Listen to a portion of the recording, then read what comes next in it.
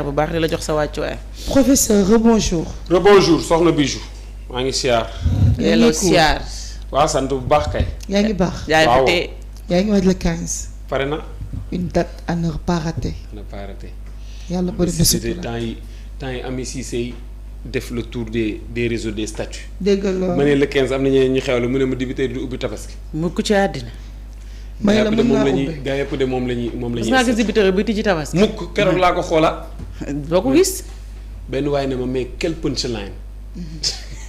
gay ramp ma ne ko Ami Cissé fa jaar. débiteur du tijji jour tabaski punchline bi garaaw da ma ne ko billaahi mu ngi noonu de. bu tijjee day saraxee boppam rek. li ñëw rek day boyal. defati suñu mënin. delloo mbuum ca boy boy. rek mu neex. yat ba dal fa mu daan jàpp. faraj yat ba dal na fa mu daan dal.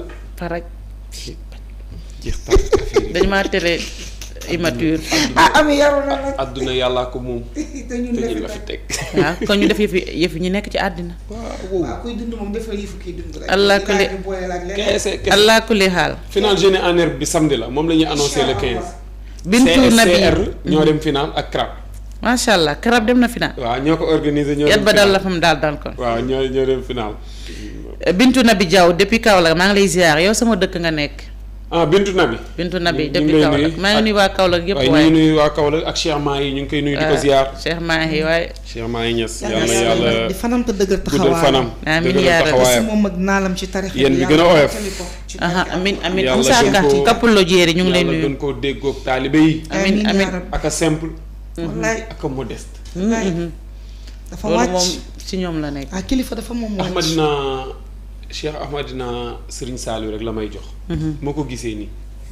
modeste. Ouais. solo bi. waaw cëy. nitu yàlla dëgg. dangaa war a waaw woy. nitu yàlla ak sëriñ dafa waaye mel ni bokkul. man. chemise def nii xëcc. buñ ne la futur honorable sax nga commencé teg sa ñaari verre. Wow. yaa war a refi mu jël 10 teg fii bi teg fii bi ci kaw ci Bët bopp di bi. ñëw. bi nag mooy fomp tànk ak di parfum. waaw ci te réew feeñu. da nga gars yi génn feeñu ñu parfum bi. tànk yi nag dañ am koo gis. see da ngay rëbbi ma ne la yaay rëbbi nga génn ne da ngaa parfumé wu jënoon fomp daal di. fomp dàll yi ci réew yi. ñàkk ñeen nitu yàlla. dëkk bu neex Kaolack mais dégg naa Moussa boo demee yooyu ñoo lay jëlal sa bagage yi dugal. yooyu wala tàngoor bi di la gàttal. déedéet tàng yooyu na wàññeeku wala sëriñ bu tàngaay bi wàññi wàññeeku na. génn leen ci li ngeen def. kañ nga gëj Kaolack. ah kii barki barki démb démb mu ngi foofu. Kaolack laa tabaskee di kañ nga fa jógee. barki démb moo njaay. ko taw àndal rek taw a bañ taw a ñëw. ah nga dem rek taw a ñëw. daa neex moo tax. ba ngeen def. Philippe Auguste nuyu nañ la. maa ngi siyaar bu wér. Philippe Auguste Coly ñu ngi lay nuyu. yaa ngi ci jàmm. Oulay Ndiaye. waaye Soufa ñu ngi leen di nuyu Mamadou Tàkko Diène. nuyu taa aji Nuyu waa Ouest Foire. taa aji depuis Grand Dakar ñu ngi lay nuyu bu baax a baax. Bijou la nag jox sa dama bëgg léegi wàcc. ngay commencer di nuyu kii quoi. kan kii kana. ñu boole ko ci liste ñoom Montréal ay Montréal. bi si ciyee marché Sam. ay waay. Pape Samb. mais est-ce que xam nga ne Abdou Fall ak Samb ñooñu da ngeen war a Dakar. Abdou Fall ñooñu da ngeen war a exiger ñoo- da ngeen war a exiger benn jour ñu ñëw fii dëgg yàlla. ñu xam leen. ñu xam leen. ay Montréal bi si ciyee hôtel ba marché sax hôtel Sam. ba ñu am fa sax. hôtel Savana waaw. hôtel ba mun ñu fa am jour. dëgg la pourquoi pas. dem noos. surtout bu ñu paree le 15 bi xam nga pratiquement. waaw. lu ci ñaar. maanaam bijoutier bi man benn kii rek alliance rek la may may. waaw wax dëgg waaw, yàlla bijoutier bi nag. tamit. tonton Amadou Ndiaye. waaw bi si ciyee marché waaw Sam. baax na jaaru xaalis yu damaa bari. bëgg nag nga. parce que publicité est-ce que doo ci gratuite boole bi est-ce que doo ci boole Cissé groupe Taysir groupe service. ah loolu neex na parce que de. publicité gratuite bi Merci beaucoup, dañ ci war a boole dañ ci war a Non, boole. ñun kay- vraiment ñun ba kay pare war di ci nañ ci. insister en plus.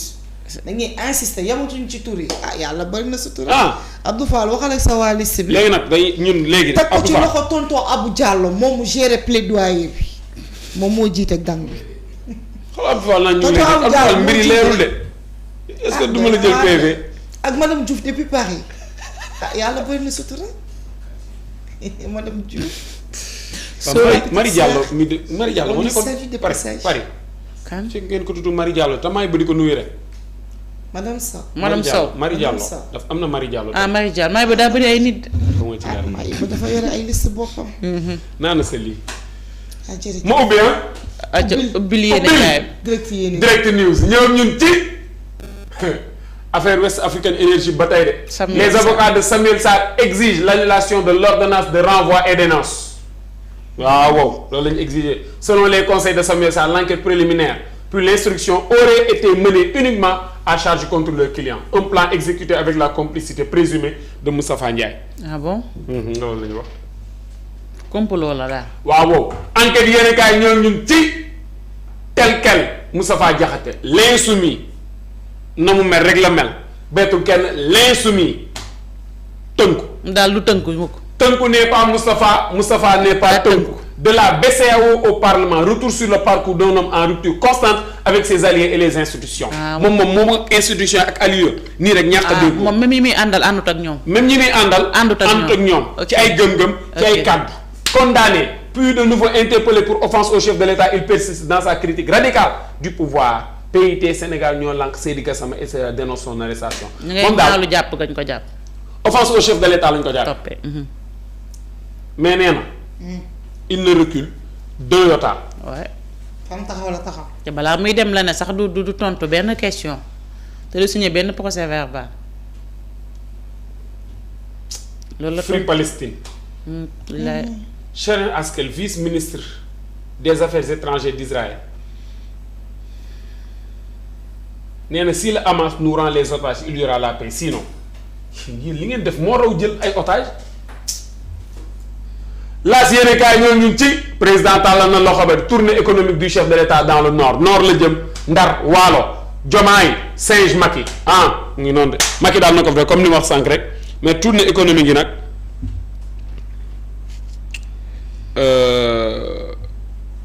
nay am suivi comme président Diomaye mu ngi koy soog a def ñu xaar Ousmane Sonko wax na ci surfacturation yi de le point ñoom ñun ci situation de santé dégradante Farba Ngom suspend ses visites jeudi passé et ce jeudi waaw ndax wér-gu-yaramam daal maa ngi ko jeudi bii ñu weesu ak jeudi bii visite amatul. Le quotidien ñoom ñun ci enchaînement de procédures judiciaires la justice sans vitesse nee na justice bi mu ngi daw ak téeméeri vitesse 100 à l'heure maanaam lay daw. Moustapha Diakhaté jugé mercredi prochain mercredi bii di ñëw la ñu jugé Moustapha Diakhaté mu ngi mandat de dépôt il oppose son mutisme aux enquêteurs. waxul de waaw nee na moom du wax waxoon na ko avant muy dem sax. patt gi la indaale les détails de l'audition de Sophie Gladima ministre des Mines ba woon. déglu nañ ko de la demande de liberté provisoire de Farba Ngom rejetée xalaa ma niir bàjjoo ñu ne ko xanaa doo fi jaar les avocats de Samuel Sarr dénoncent son renvoi devant le tribunal correctionnel. les Échos yéen kaay ñoo ñu ci audition au fond de l'ancien ministre des Mines sous Macky Sophie Gladima niée et blanchie par le fournisseur niée et blanchie niée la waroon wax wala je sais pas niée et blanchie par le fournisseur ba seetal na ko ba mu set pet Sophie de weexal ni ko comme yére bi ma sol nii man yére bee weex ni wala Abdou Fall ma weexal. elle dit ne connaître le fournisseur ni dedans ni dehors par les accusations ñoo ko scandalisé. waaw elle dit ne connaître le fournisseur ni dedans ni dehors. xamu ko ci Adama ak Awa. ci Adama ak Awa Abdou baax na maa ngi baax. de 193 millions le montant tombe à 73 millions déjà consigné par le titulaire du marché kii na ndàmp le fournisseur patron fossé entre ses promesses d'hier et sa gestion Pastef une confiance populaire en danger nee na confiance bi ko peuple bi jox. noonu lañ fi waxoon ñu maytul de. noonu lañ fi waxoon ba ñu woote fi arena. ca brisé lay def le soleil ñëw ñu ci le chef de l'État dans le nord à partir d'aujourd'hui tey lay dem. ca Ndar. laaj leen man lu ma gën a neexoo. est-ce que du ngeen tegaat vidéo. ca Ndar géej Ndar. waaw Ndar. mooy ba amee na àq. laaj leen man lu ma gën a neexoo. ca Ndar géej lu la gën a neex ca Ndar. ca Ndar géej. waalo. takkusaanu Ndar. Ndar de mosuma fa dem nag. rek te dem. bul taxaw. Bijou mi xam na Ndar de. xam na Ndar kay. li ngay wax question wala lan la. kii di Ndar. sama bàggee na nga caaka njaay tëdd sama kër bàggee ñoo nga yow foo ne génn ci li nga ne fi nga dugg baaxul.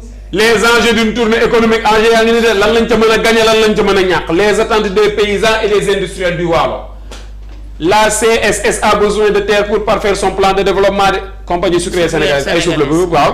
nit nag moom da ngay avancer am ambition en conseil des ministres le président Bassirou Diomaye Diakhar Faye annonce le conseil supérieur d'orientation agro-sylvo-pastorale pour le 10 juillet prochain. L'évidence yéen kaay ñoom ñun ci Fass Cekkeen 1029 parcelles au cœur d'un scandale foncier. nekk ñaar fukk ak juróom-ñeent ci ay terrain dugg nañ ci scandale de waaw Dieye Assane nuyu ñu waa Ndar ñëpp ñu ngi leen di nuyu dégg nga.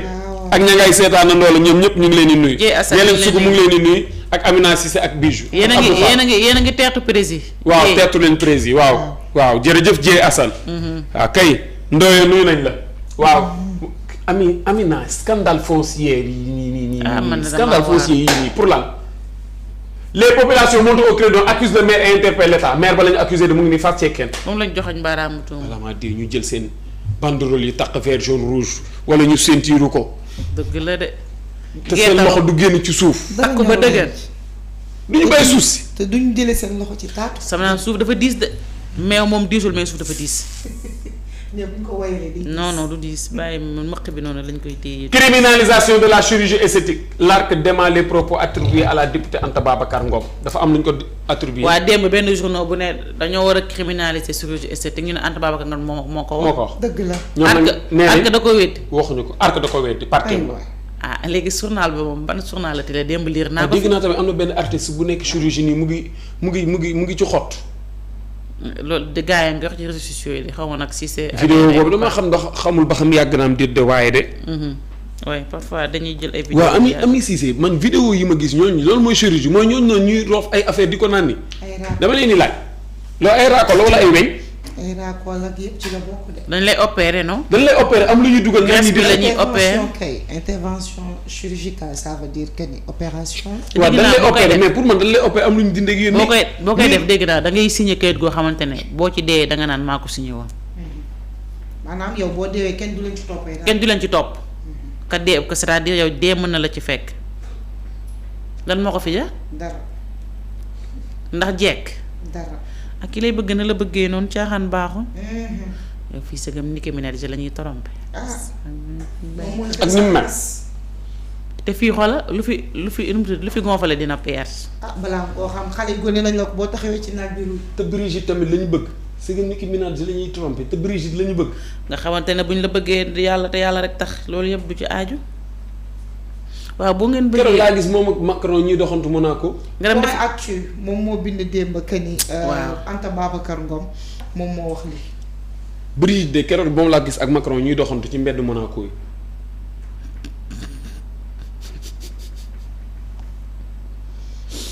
c'est que Brigitte lañu bëgg.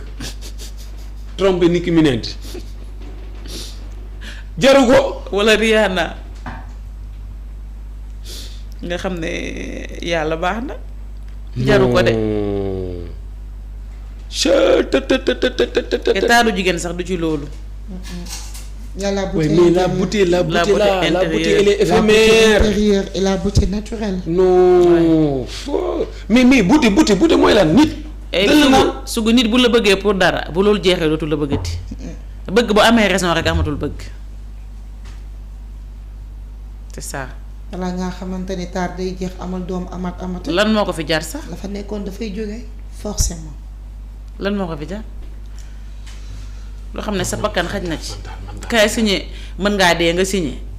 non man daal je ne comprends pas quoi. bëgg naa ko séduire faw ma dem renforcer sama poitrine sama hanche samay fesses samay rondeur. fii de loolu après day jeex. Bijou lu fi gonfale dina peer. maa la ko wax. ba mu des lu normal te naturel. jeex na. kon nañ naturel. nañ leen def di sport. di squat. di gainage sport bi sax li mu la mën a jural. sport bi te di nga am sa wér gu yaram. l'instruction de l'affaire Jérôme Bandiaky et compagnie clôturée Libération moo ñëw ñun ci loolu de waaw clôturé nañ ko Sniper le dernier tournant judiciaire jeex na de ku doon jooy na nga noppi ku doon am xalaat xaaral mbir mi léegi mu leer. L'info yéen kaay ñëw ñu ci explosion de la maladie au premier trimestre près de 500 cas de tuberculose dépistés entre Pikine et Guédiawaye en 3 mois. waaw soo paree nga dem dalal jàmm defi reportage foofu. waaw dégg nga suuf. ci kii bi tuberculose bi. waaw nañ ma jox micro. boo paree nga ak ànd caméra. boo paree nga ànd ak kii. le reportage bu xoromu. ah mën ngeen a dem boo paree nga ànd ak Abdou Fall ngeen dem. waaw gis médecin yi laaj leen. Abdou Fall ñu dem. pare na. seen cas yi bari na de. bari na kay. l'observateur yéen kaay ñëw ñu ci police procureur frontière a pris en étau le lutteur son frère Pathé Baldé ainsi que son neveu Julo dans la tourmente ñu ngi ci guddi gu bët seetagul de waaw mu ngi nii la police de l'air et des frontières aux trousses du trio considéré comme en cavale ñen dañoo yaakaar ne dañoo daw man ni ko daw haute cour de justice a ngi nii les secrets de l'audition de Sophie Gladima latéral gauche des Lions Diouf Jacobs le duel de feu.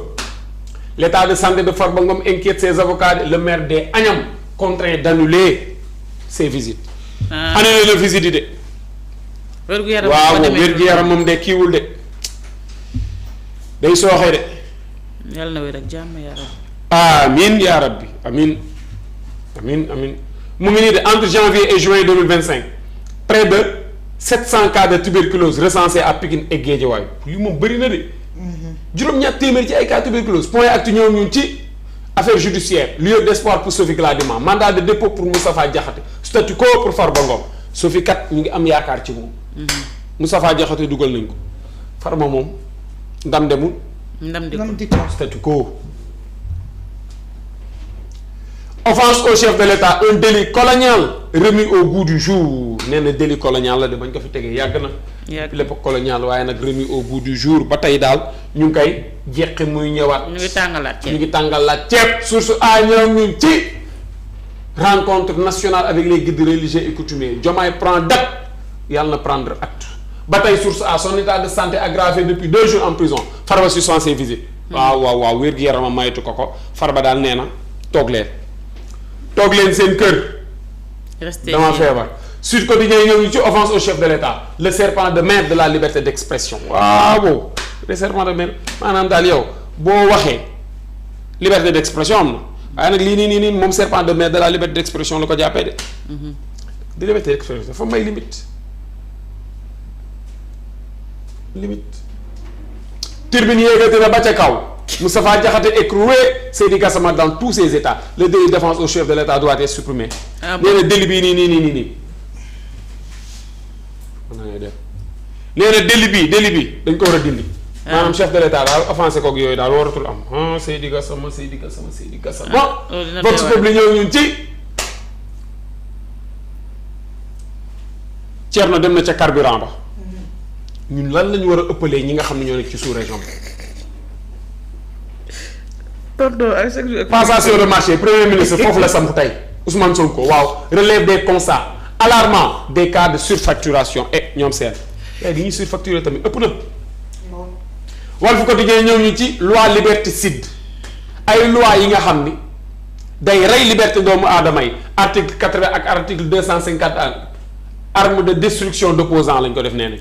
mais ñaari article lii offense du chef de l'État ak ñoom seen. léegi opposition bi man li ma jaaxal suuf la moo tax bañ fi nekkee waxuñ ko xaar ba nekk ba ñu nekk au pouvoir waxuñ ko ba nekk opposition jamono ji di ko wax. man moo ma jaaxal. parce que arrangé tu leen moo tax.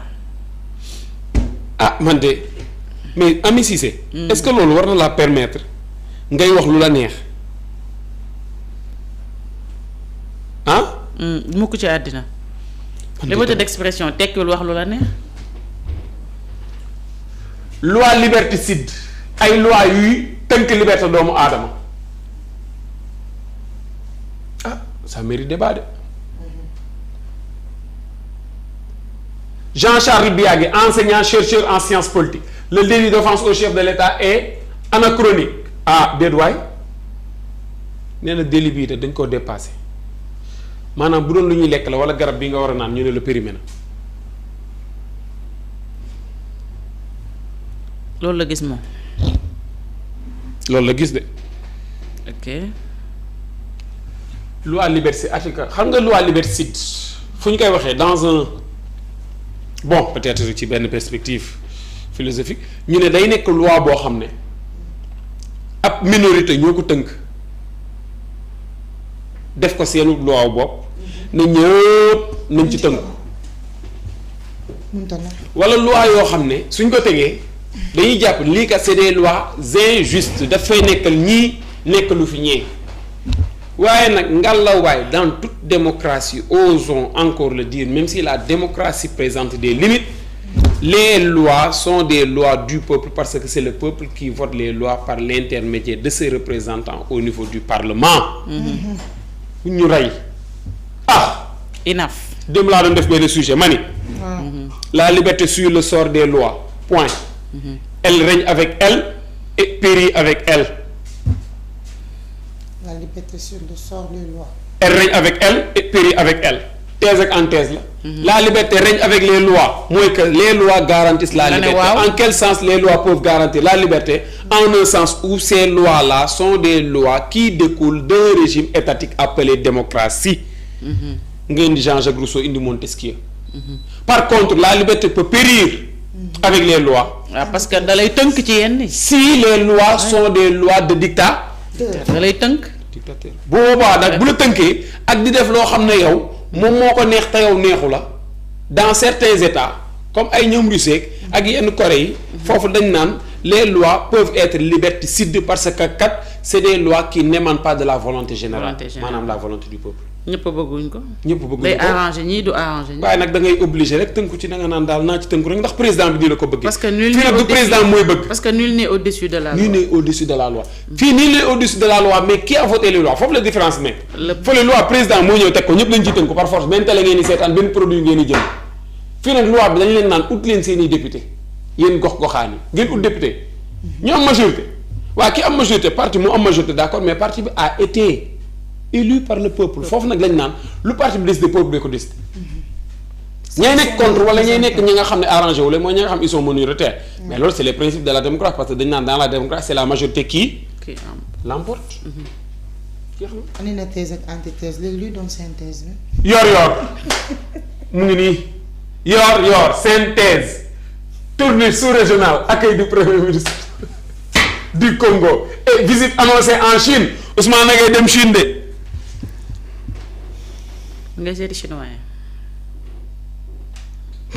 mu ngi seeti ñu am fulla ñu dul reeree ku bari.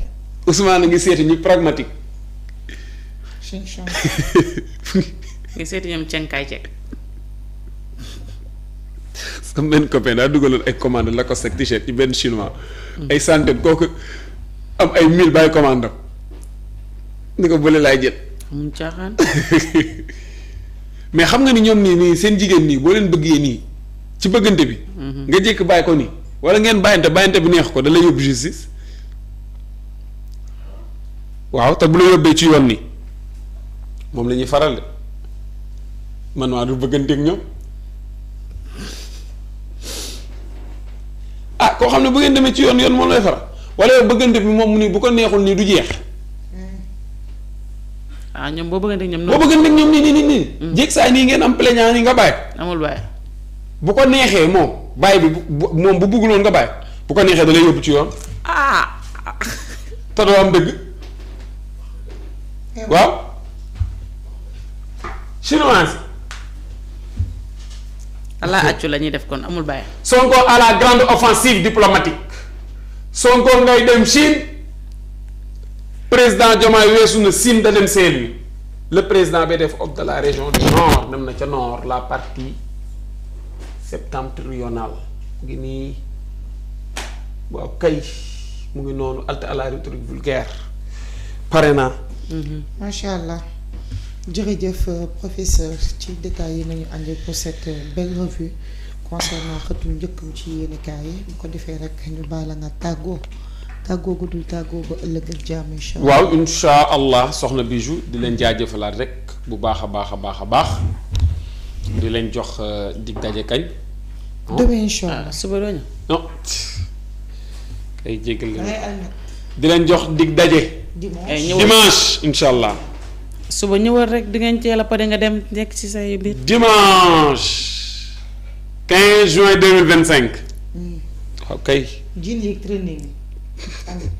ak daal. waaw Ami Ndiaye moom naay sax léegi Ami Cissé après mooy kii su ngeen ñëwee nag gis ma xaw a kii nii rek xam leen ni du man quoi affaire bee ko laaj mais bu ñu paree dañuy ambiance nga xaw a la.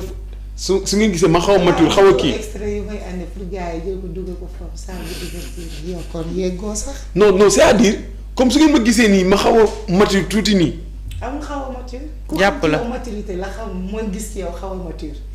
daa am ay extrait yu muy yóbbu n'est-ce pas lu am na vidéo projection. déedéet du fa am. waxi dof. kon naroon am ba léegi affaire bi moo koy laaj. ba dimanche. léegi nag suñu paree ñun bu ñu wéetaatee ci ruq ñu. professeur ma ñi ngay wax nii. ñu kii waat demandé da ngeen